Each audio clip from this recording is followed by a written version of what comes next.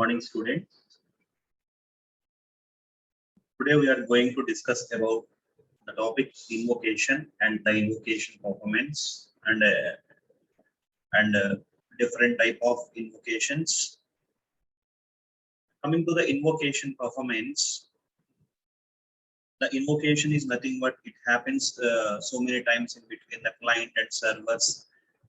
Here, the invocation performance is a critical factor in the distribution system. Here, because the invocation must be applied in different cases. That means we can the invocation may be sent within the same system, within the different in different systems, and to send the invocations, we need to have the remote method invocations and remote procedure calls. And in this invocation point of view, the clients and servers are may involve in these invocations in so many times, the invocated relation operations in their lifetimes. So many times, like millions of times in their lifetime, the client and server will send and will pass the invocations. So that the small fraction of time in that invocation, the small fraction of the time that might be in milliseconds also will count in the great effect, that will count in the invocation cost, and it will affect more. Okay, coming to the invocation cost, the calling a call conventional procedure method. The conventional procedure method is like making a system call and sending a message sending a message, or by making a remote procedure call, RPC or RMI, or making a system call method. All are these examples of invocation mechanisms. I'm repeating once again. Making a system call, sending a message, a remote procedure call, remote method invocation, RMI and RPC, system call, and sending a message. All these are comes into the category of invocation mechanisms. Here, each mechanism has to be executed out of scope in the calling procedure object.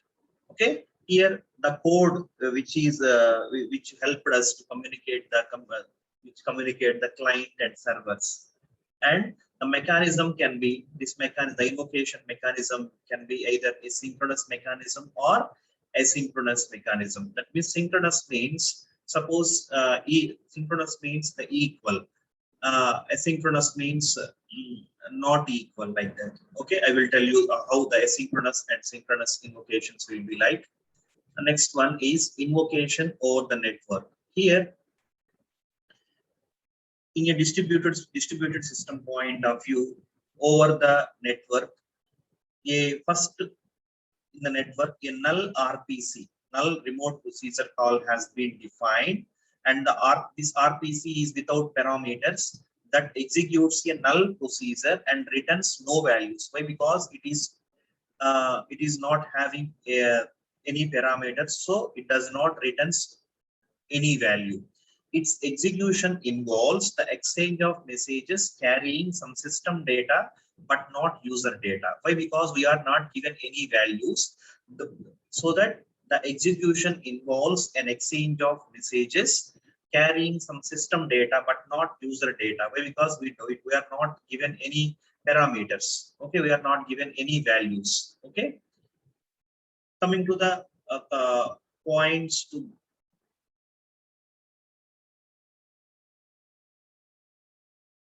here, the delay. Okay, invocation over the network, the first point is delay. Delay is nothing but a time.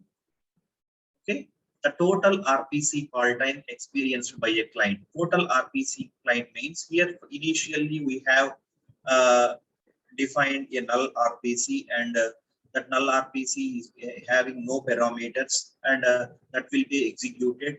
That means that is said to be a null procedure and returns no values. Here, the delay is the total RPC call time. That is the total delay experienced by a client. Okay. Now the latency. The latency is the time. That is the fixed overhead of an RPC is measured by a null RPC. Here the latency is nothing, the delay and latency, these two are the two different time intervals, and here the latency is a fixed overhead of an RPC measured by null RPC. First, before calling the RPC, first we will call the null RPC, and there it will take the system values. We are not giving any parameters. Okay, we will calculate that time. Okay, that will be measured by null RPC. Now coming to the throughput, the next one is throughput. The rate of data transfer between a single RPC. The rate of data transfer between computers in a single RPC. Suppose a remote calling procedure, RPC means remote procedure call, has been called by a caller to the callee, and the rate of data transfer between these two computers has been calculated as throughput. The rate at which rate these are transferring the RPC between two computers. Okay, that is said to be a throughput. Here, take an example. A threshold, in the example, first we need to define a threshold point. In the threshold, one extra packet to be sent might be, if one extra packet is sent, what will be expected? If one extra packet is sent, one extra acknowledgement will be received. Okay, so we are using here a threshold. Okay, the following are main components of accounting the remote invocation delay. Okay, see what are those. First one, the remote invocation delay. Coming to this, the following are the components. First one is marshalling. Here, the marshalling involves on copying and converting the data. Okay, copying and converting the data. This will take some time, delay. And data copying. It is a potentially message data is copied several times in the course of RPC. Here we are talking about the delay. We are talking about the delay. See the previous page, what I told you. See in this page, the following are the main components of accounting for remote invocation delay. The first one is, first delay reason is marshalling. In marshalling, it involves the copying and converting the data. And the second one is data copying. In data copying, message data is copied several times. Message data is copied several times in the course of RPC. Okay. Here, these two are the factors, and the following are the performance of a remote procedure call and remote method invocation mechanisms is critical for effective distributed systems. While these two RMI and RPC are crucial and critical means, if we are having any delay, a RPC or RMI is called by a calling procedure or a client. Okay, here the important factor to be noted is the time has been taken. How much time it has been taken, that will come into the account. Okay, see here the performance with respect to performance of RPC RMI in the effective distributed system. First, we are going to discuss the typical times for null procedure call. Initially, we have used a null procedure call, null RPC. Okay, this the null RPC is called within a local system. Okay, local system. A local procedure call, it will take less than 1 microsecond. If it is a remote procedure call, null RPC, that is, it will take around 10 milliseconds. Here, the network time involving about the 100 bytes transferred at 100 megabytes per second. Okay, that is accounts for only 0.01 milliseconds. The remaining all delays will be, here the network time will be what is the network time here? 100 bytes are transferred at 100 megabits per second. Okay. And the rest is the remaining all delay is must be in operating system and middleware latency and not communication time. I told you in the very beginning of the unit about the operating system and middleware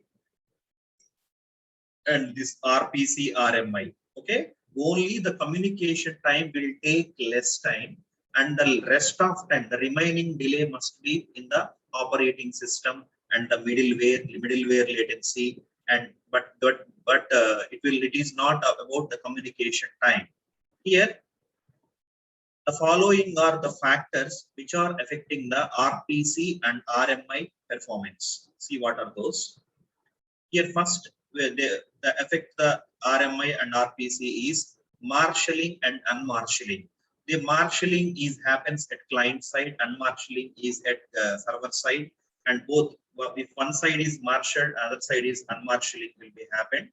Plus operation dispatch at the server. Okay, this will take time, and this will affect the RPC and RMI performance. The second one is, I told you in the previous slide, previous screen, data copy. Here the data copy also will take the data copy will also take time, and here it will also affect the RPC RMI performance. Next, thread scheduling and context switching. Here thread scheduling means once it is thread scheduling.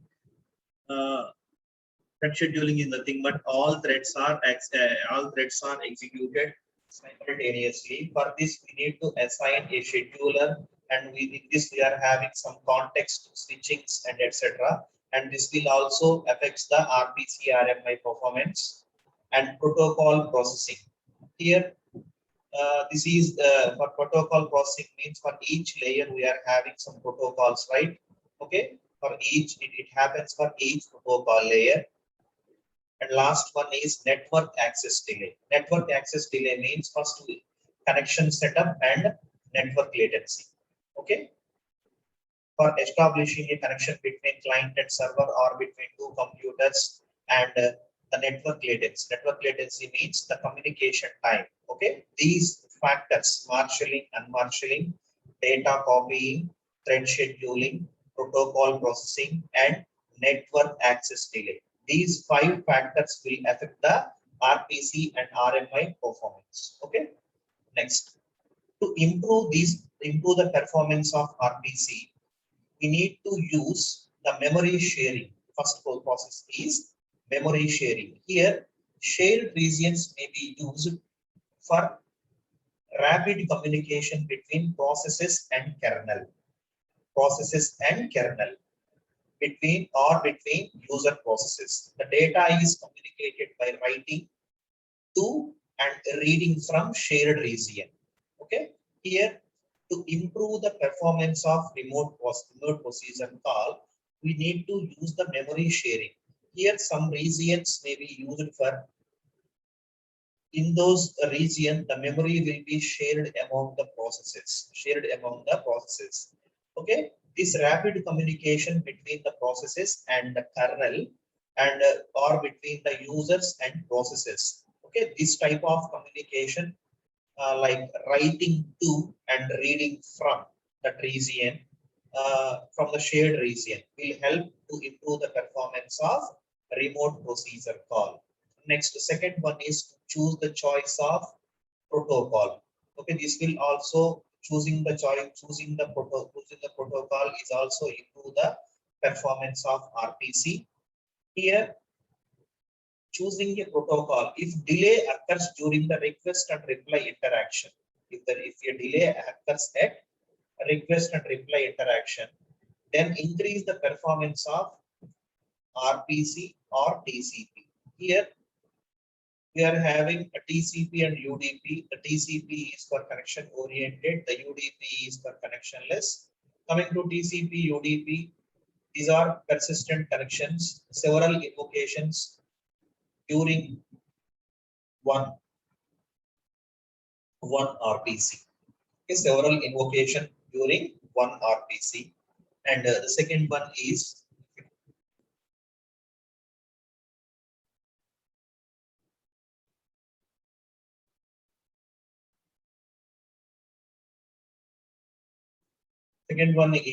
choice of protocol. Sorry, the second one is operating systems buffer collect several small messages and send them together.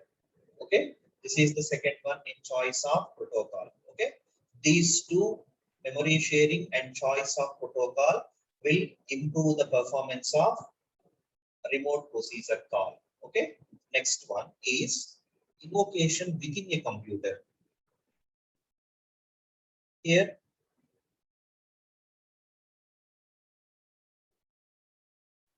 most of cross address space invocations placed within a computer. Why? Because I told you the invocation may happen within a computer or within the process running on different computer. Okay, here the cost of RPC within a computer is growing in importance of a system performance parameter.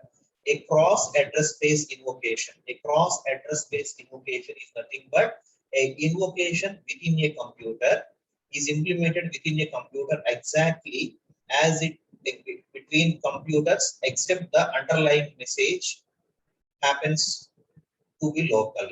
Okay, this invocation within a computer is called as a cross address space invocation. A cross address space invocation is called as an invocation within a computer. Here we are having two different operations in this. That is, one is asynchronous operation and synchronous operation. First, let's see it asynchronous operation. It is a common technique to high latencies. High latency means higher delays. High latency is asynchronous operations, which arises in two programming models. One is concurrent invocations and asynchronous invocations, and the third one is persistence invocations. Okay, I'm repeating once again, students. I'm talking about the asynchronous operation. This asynchronous operation or it is a common technique to high latencies is asynchronous. First one is concurrent invocation. In this model, the middleware provides only blocking invocations, but the middleware only provides the blocking invocations, but the application spans multi-threads to perform blocking invocations concurrently. See here the example, the good example for this is a web server, a web browser, sorry, web browser. Here a web page containing several images. The example is web browser. A web page is containing several images. The browser has to fetch these images in a separate HTTP GET request. Okay. The concurrent executions, concurrent invocations. Second one is asynchronous invocation. I will tell you. These are serial. These are two diagrams. The first diagram diagram resembles the serialized invocation. Second one is concurrent invocation. Okay, in this we can find the difference between serialized and concurrent invocation. See the serialized invocation. The process arguments has been marshaled and sent. The transmission. This is client and this is receive server. The processed arguments will be marshaled and sent in the transmission medium. It will reach to the server, and the server receives, and the marshaled will be unmarshalling.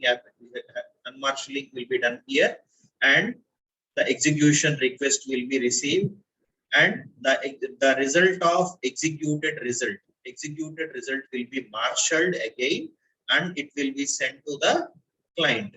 It will be sent to the client. Here the client receives and unmarshaled the result which is sent by the server, and process the results and marshal send. Okay, next that is next one. This is about the serialized invocations. Now see the concurrent invocation. In the concurrent invocation, see here, processed arguments, marshalling and send. Now again, okay, without giving the result to the, without receiving the result to the sent process sent arguments, even though we are sending concurrently. Here, see here, only one sent, one invocation is sent. Here, see, we are sending the concurrent invocations. See here, the server receives and unmarshals execute the request and marshal send. Here, the concurrent invocation and see, here see the server request to unmarshal and execute. The client receives the unmarshal process results and receives unmarshal process the results. Okay. Here, the difference between two diagrams is, in these two diagrams, the client machine and server machine is sending invocations in such a way, in serialized invocation, first one invocation has been sent. After getting the result, the second invocation has been sent. Invocation is nothing but an invitation. Okay, the client is invited to execute the arguments given by the client. Server will be invited by the client to execute. Okay, the send operations both. If one side and marshalling happens, the other side unmarshalling will be done. Okay, in the concurrent invocations, here the invocations are sent concurrent without waiting for result of previously sent invocation.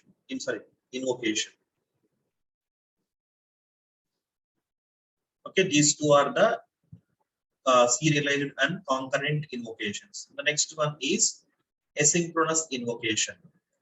In asynchronous invocation, it is performed by asynchronously with respect to the caller. That is, it is made with a non-blocking call.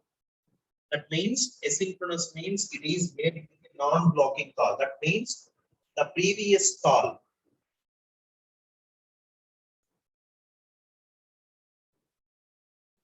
which returns as soon as the invocation request message has been created and ready for dispatch. Okay, let's take an example for asynchronous invocation.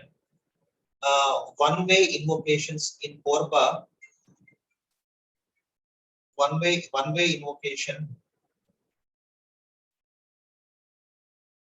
One-way invocations have maybe semantics. Otherwise, the client uses a separate call to collect the results of the invocation. Okay, here one is for semantics. One invocation is for semantics, and one more other invocation the client uses a separate call to collect the results of the invocation. For example, a Mercury communication system and supports asynchronous invocation. In this case, an asynchronous operation returns an object called a promise. The caller uses the climb operation to obtain the results from the promise. Here, this is called as asynchronous invocation. Last one is,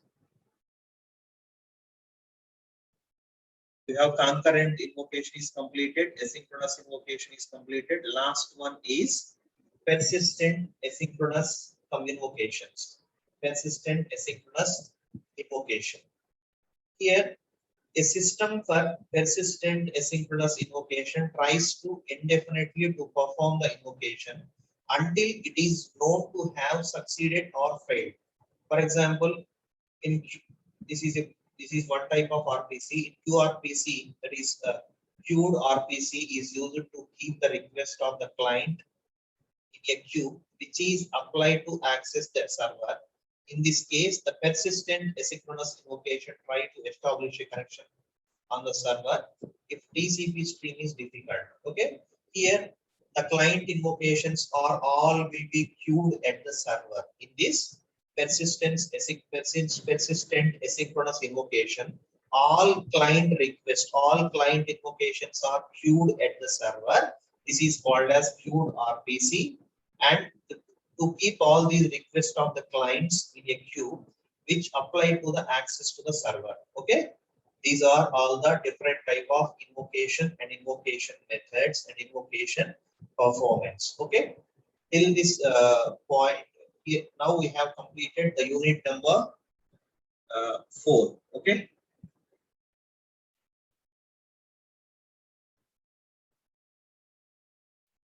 In tomorrow's class, we are going to start the unit number 5. Okay. Thank you, students.